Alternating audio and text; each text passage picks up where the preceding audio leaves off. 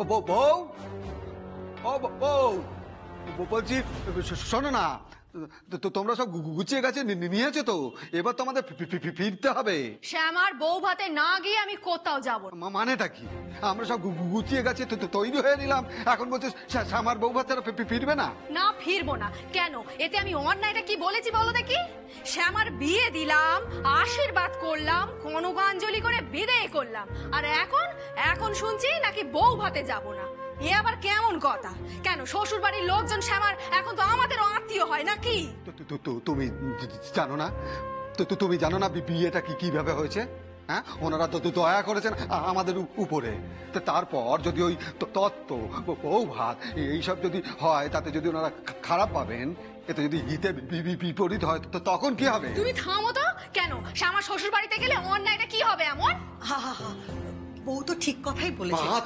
শোন শোন শোন, আমার কথাটা শোন। দেখ, শ্যামার জন্য ওরা যা করেছে তাতে আমরা সবাই ঋণী। শোন শোন শোন, ওই বাড়িটা শ্যামার যেমন শ্বশুর বাড়ি, তেমনি আমরাও তো ওদের শ্বশুর শাশুড়ি। মা, তো তুমি একটু চুপ করো। আবার কি বুঝবে?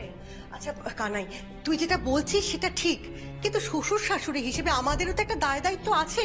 দায় দায়িত্ব থাকলেও সেটা পালন করতে যে বড় ভয় করছে গো বিষ্ণুপ্রিয়া।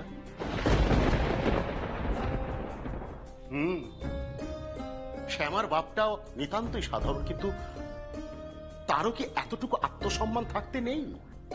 আমরা সবাই মিলে এখন বউ ভাতের অনুষ্ঠানে যদি তত্ত্ব নিয়ে হাজির হই, আর তারপর যদি ওরা তেড়ে অপমান করে, তখন কি হবে ভেবে দেখেছো? তুমি যেটা ভাবছো সেটা নাও তো হতে পারে, হয়তো। না, আমি বুঝতে পারছি বিষ্ণুপ্রিয়া তুমি কি বলতে চাইছো। হ্যাঁ সত্যি তো, আমরা তো শ্বশুর শাশুড়ি, ওরা আমাদের কুটুম হন, আত্মীয় হন, সত্যি। আর তাছাড়া মেয়েটার জন্য আমারও মনটা বড় কাঁদছে গো। একটা দিনও তো মেয়েটাকে ছেড়ে থাকিনি কখনো। না মানে আমি যেটা বলতে চাইছি সেটা হচ্ছে যে এত বড় ঘটনাটা যে ঘটে গেল, তারপরেও তো মনের মধ্যে একটা দুশ্চিন্তা থেকে যায় না বলো? বাবা, এত দুশ্চিন্তা করবেন না, আমরা শুধু ওখানে আমাদের দায়িত্ব পালন করতে যাব, ব্যাস। বউ, বলছিলাম যে বউ ভাতে যাওয়ার জন্য আমাদের তো নেমন্তন্ন করেনি। এতে নেমন্তন্ন করার কি আছে? আরে শ্যামা যখন ও বাড়িতে বিয়ে হয়েছে, তখন আমরাই তো ওখানে যাব নাকি? আর মা আপনি বলুন দেখি, কেন শ্যামা শ্বশুর মশাই কি বললো? বললেন না যে শ্যামার সমস্ত দায়িত্ব এখন ওনাদের, তাহলে এতে আবার নেমন্তন্ন করার কি আছে? কিন্তু বউ, আমার কোনো কথা বলবে না তুমি। ওনারা যখন আমাদের কুটুম্ব হয়েছেন, তখন আমরা বউ ভাতে ও বাড়িতে যাবই। বউ ভাতের নাম করে একবার ওই বাড়িতে যেতেই হবে। এত বড় বাড়িতে শ্যামার বিয়ে হয়েছে, হাসি হাসি করে একটু কুটুম না পাতালে হয়? ও তো ঠিক কথাই বলেছে, অত দুশ্চিন্তা করো না তো। হয়তো আমরা ওখানে গেলে ওরা খুশি হবেন। তুমি ঠিকই বলেছো গো, ঠিকই বলেছো, হয়তো খুশি হবেন। না আসলে শ্যামার শাশুড়ি মাকে তো আমরা দেখিনি। এখন তিনি যদি অসন্তুষ্ট হন, যদি অপমান করেন। বাবা তো ঠিকই বলেছে মা, যদি আমাদের অপমান করেন তো তখন? আপনাদের অপমান কেন করবে?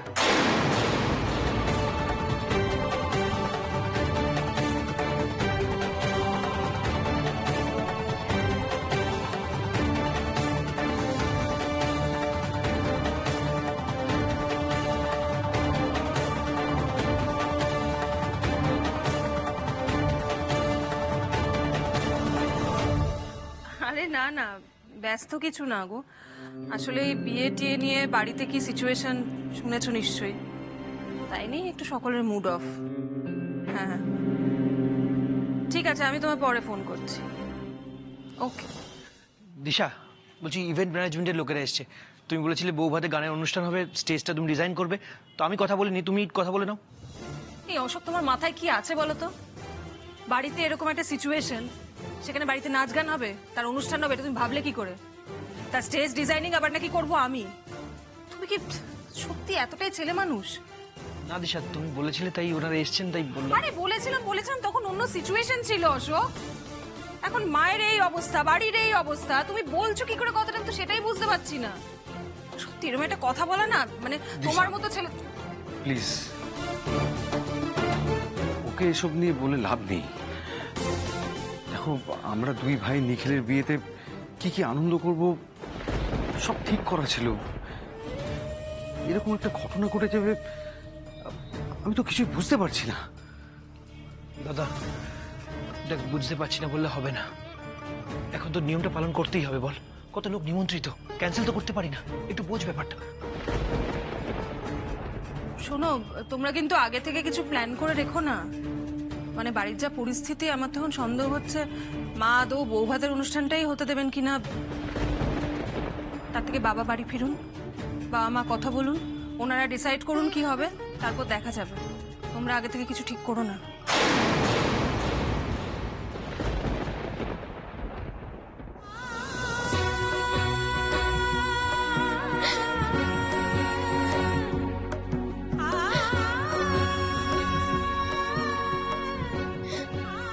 আমার জন্য এবাড়ির সবাই কত বড় সংকটে পড়েছেন।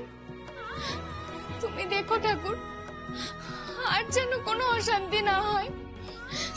তোমার কাছে হাত জোর করে বলছি ঠাকুর, কর্তা মা, এবাড়ির সবার মন থেকে সব অশান্তি দূর করে দাও, দূর করে দাও ঠাকুর, সব অশান্তি দূর করে দাও। আপনারা সবাই জানেন, অনেক বড় প্রতারণা হলেও শেষমেশ কিন্তু আমি এই বিয়েটা করেছি। রিসেপশনটা খুব আনন্দ করে না করলেও আপনাদের সবাইকে কিন্তু আসতেই হবে। আপনাদের মেয়ে ওই বাড়িতে আছে, তাই যখন ইচ্ছে আপনারা আসতে পারেন, কোনো বাধা নেই। না না, সে তো ঠিকই, সে তো ঠিকই, কিন্তু তার আগে তুমি বসো বাবা, বসো। বিষ্ণুপ্রিয়া, ওকে বসো দাও, বসুন না, আপনি বসুন। ঠিক আছে, ঠিক আছে। আমার শ্যামা কেমন আছে বাবা? শ্যামা ভালো আছে তো? ও ঠিক আছে তো? শ্যামা বাড়িতেই আছে, চিন্তার কিছু নেই। কিন্তু বাবা, বলছিলাম কি, একটু পরেই তো কাল রাত্রি শুরু হয়ে যাবে। তো এ বাড়িতে এই সময়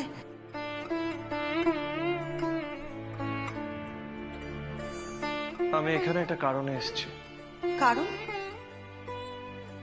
শ্যামাদা কৃষ্ণ ঠাকুরকে ওই বাড়িতে চায়, তাই আমি ঠাকুরকে নিয়ে যেতে এসেছি। ও আচ্ছা আচ্ছা, তাই। আসলে কি জানো তো বাবা, আমার মেয়ে শ্যামা কৃষ্ণ ছাড়া থাকতে পারে না। তাই তো সেই নবদ্বীপ থেকে কলকাতায় ঠাকুরকে বয়ে নিয়ে এসেছে। কৃষ্ণ অন্ত প্রাণ আমার মেয়ে। এটা কিন্তু শ্যামা একদম ঠিক কাজ করেনি। আমাদেরকে ফোন করে বলতে পারতো, আমরা না হয় বউ ভাতের সাথে করে কৃষ্ণ ঠাকুরকে নিয়ে যেতাম, তাহলে তো আর জামাইকে কষ্ট করে আসতে হতো না। না না, তা নয়। শ্যামা ভীষণ ভরসা করে আমাকে এই কথাটা বলেছে, তাই আমি নিজে ঠাকুর আনতে এসেছি। আচ্ছা, আপনাদের ঠাকুর কোন ঘরে আছে যদি একটু বলেন। বলছিলাম চলুন না আমার সাথে, চলুন, আমি আপনাকে সাহায্য করছি। আসুন আসুন আসুন আসুন আসুন এসো বাবা, আসুন আসুন। এই আমাদের ঠাকুর ঘর, এসো এসো বাবা, এসো।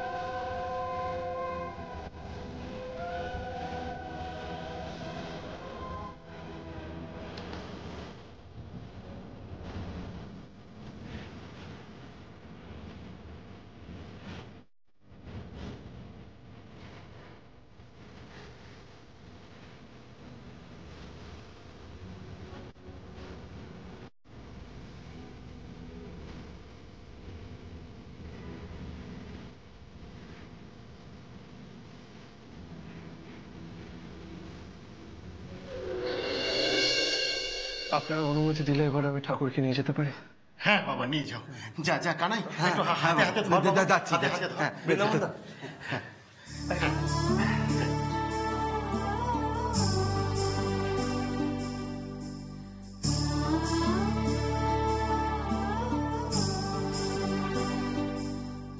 হরে কৃষ্ণ হরে কৃষ্ণ।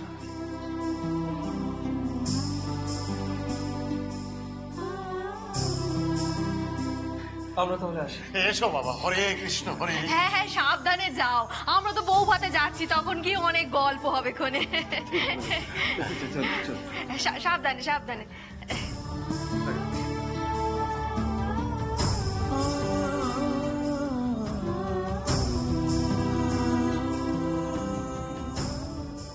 বিষ্ণুপ্রিয়া, আমি আমি কি বলতাম, আমি বলতাম না যে আমার শ্যামা দেখো একদিন রাজরানী হবে? আমি বলতাম না বিষ্ণুপ্রিয়া? দেখেছো তো ঠাকুর এমন একজনের সঙ্গে আমার শ্যামাকে এক সুতোতে বেঁধেছেন, যিনি শুধু অর্থ বলে রাজা নন গো, অর্থ বলে রাজা নন, যিনি হৃদয়েও রাজা। এই হৃদয়টা রাজার মতো, রাজার হৃদয়। একদম একদম ঠিক বলেছো গো, ঠিক বলেছো। তুমি দেখো বিষ্ণুপ্রিয়া, দেখো এই ছেলে কোনোদিন কোনো পরিস্থিতিতেই আমাদের শ্যামাকে ছেড়ে যাবে না, তুমি দেখে নিও। তাই যেন হয় মাধব। ঠাকুর রক্ষা করো, তুমি রক্ষা করো।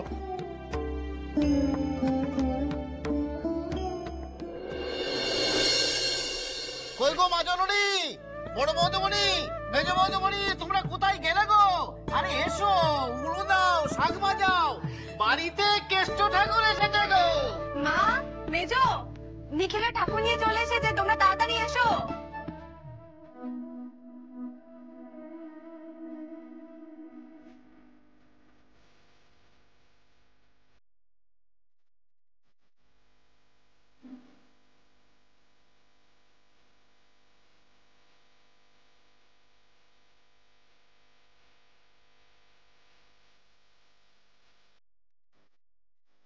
আপনাকে যে কি বলে ধন্যবাদ দেব ছোট কর্তা।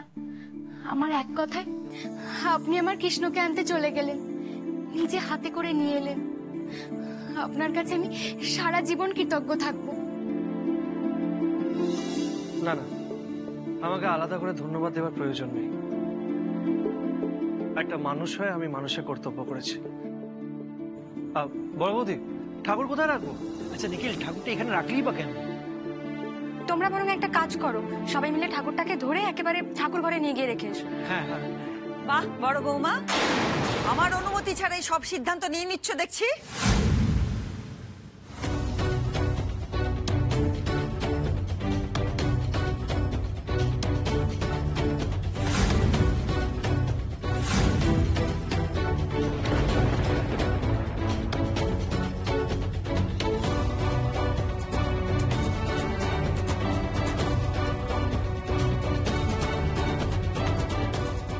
জন্য অপেক্ষা করার প্রয়োজন বোধ করলে না কেউ? না মা, আমি তো। বড়দিভাই প্লিজ বাজে এক্সকিউজ দিও না।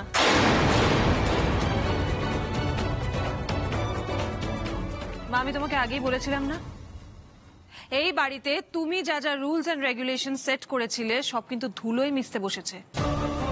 এইভাবে যার যা খুশি যখন তখন ডিসিশন নিতে যদি শুরু করে, সংসারটা চালানো কিন্তু খুব টাফ হয়ে যাবে তোমার পক্ষে।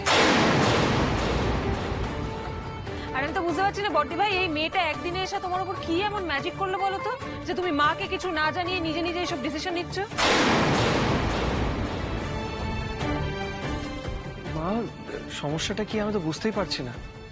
কৃষ্ণ ঠাকুরকে মন্দিরে রাখলেই তো ভালো। না না না, আমি আগেই বলেছি লক্ষ্মী গণেশের পাশে ওই মূর্তি রাখা সম্ভব নয়।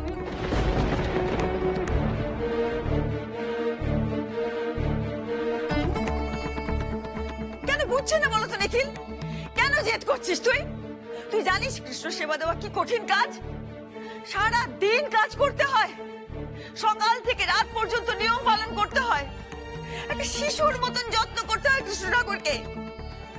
এত সময় কার আছে? কে অত বড় দায়িত্ব নেবে? কে সামলাবে? সেই জন্য তো আমি আছি কর্তামা।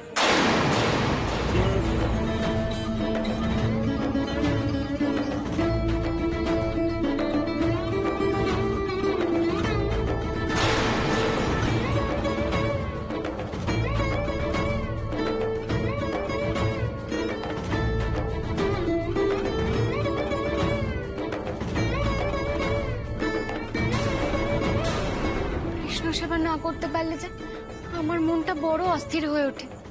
আর সেই জন্যই তো আপনাদের সবাইকে, বিশেষ করে ছোট কর্তাকে এত কষ্ট দিলাম। আপনি কোনো চিন্তা করবেন না, গ্রামের বাড়িতে তো কৃষ্ণ সেবা আমিই করতাম, এ বাড়িতেও আমি কৃষ্ণের দায়িত্ব নেব। আমার কৃষ্ণের খুব বেশি একটা জায়গা লাগে না কর্তামা, আপনার এত বড় বাড়ির এক কোণে একটু জায়গা দিলেই হবে।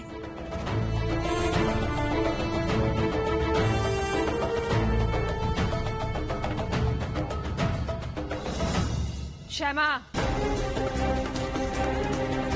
তোমাকে এত কথা বলতে কে বলেছে? কেউ কিছু জানতে চেয়েছে তোমার কাছ থেকে?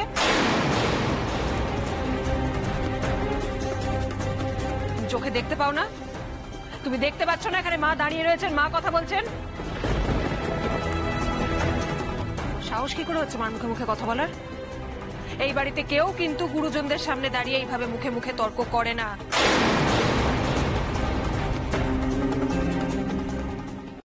মেজো বৌমা, ও এখানে দাঁড়িয়ে কি করছে? ও জানে না আজকে ওর কাল রাত্রি?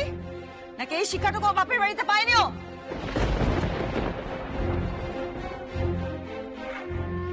সূর্য ডোবার পর বর বউয়ের মুখ দেখতে নেই, তা বুঝি জানে না ও সঙ্গের মতন দাঁড়িয়ে এখানে কি করছে? মেজো বৌমা, ওকে আমি আমার ছেলের বউ হিসেবে মন থেকে মেনে নিতে পারিনি ঠিকই, কিন্তু ওর নিয়ম কানুনের মাথা কি আমার ছেলের অমঙ্গল করবে সেটা আমি হতে দিতে পারি না তো।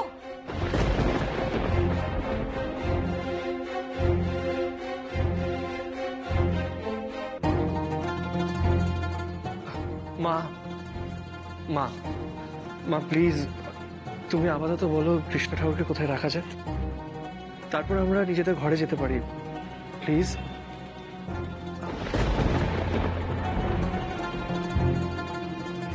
বড় বৌমা, এই মেয়ে যখন বলেছে কৃষ্ণ সেবার দায়িত্ব নেবে, তখন কৃষ্ণের মূর্তি এর ঘরেই তোলা হোক।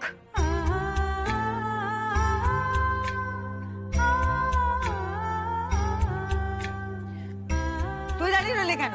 এই তো বললি ঘরে যাবি, যা নিজের ঘরে যা। আর বেজো বৌমা, একে বলে দাও এও যেন নিজের ঘরে যায়।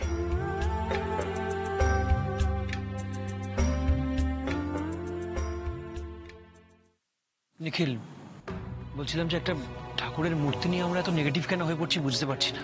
বা অশোক, যেই মা চলে গেলেন অমনি তোমার মুখে কথা ফুটেছে কেন? মা যখন ছিলেন তখন কথাগুলো তুমি কেন বললে না? এত যদি তোমার লজিক থাকে, ভয় পাও নাকি মাকে?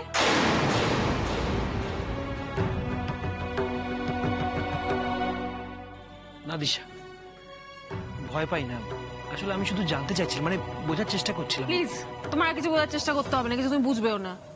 আপাতত মার ব্যাপারটা বোঝার চেষ্টা করো, তাহলেই কাজে দেবে। বাকিটা আমি সলভ করছি। আই মে, তুমি শোনোনি মা কি বলে গেলেন তোমায়?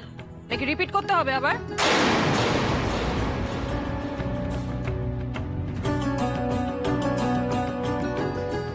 শ্যামা, আপনি ঘরে চলে যান, আমি আপনার কৃষ্ণকে আপনার ঘরে পৌঁছে দিচ্ছি। আর চিন্তা করবেন না, মায়ের রাগ একটু পড়লে আমি আপনার কৃষ্ণকে মন্দিরে রেখে আসবো। সকাল থেকে তো আপনি কিচ্ছুটি মুখে দেননি, আমার জন্য অনেকটা দেরি হয়ে গেল। এবার অন্তত কিছু খেয়ে নিন। আমি খেয়ে নেবো, আর আপনিও খেয়ে নিন। আমার ধারণা আপনিও খাননি। ভবিষ্যতে আপনাকে কারোর জন্য ওয়েট করতে হবে না, যখন খিদে পাবে খেয়ে নেবে। বৃন্দাবনদা, চলো। আমিও আপনাদের সঙ্গে কৃষ্ণকে নিজে হাতে ঘরে নিয়ে যাব।